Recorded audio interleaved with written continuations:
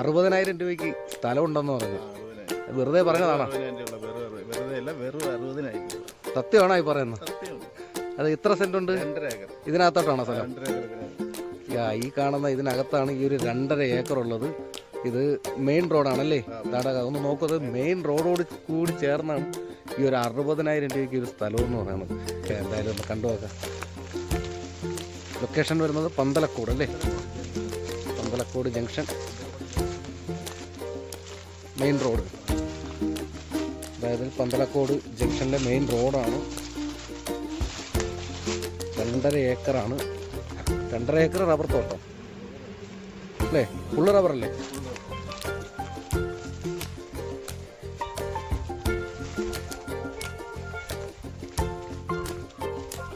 ഇതാണ് ആ 2.5 ഏക്കർ. അങ്ങ് നമുക്ക് കണ്ണെത്താ ദൂരത്തോട്ട് കിടക്കുകയാണല്ലേ ഈ കാണുന്നതാണ്.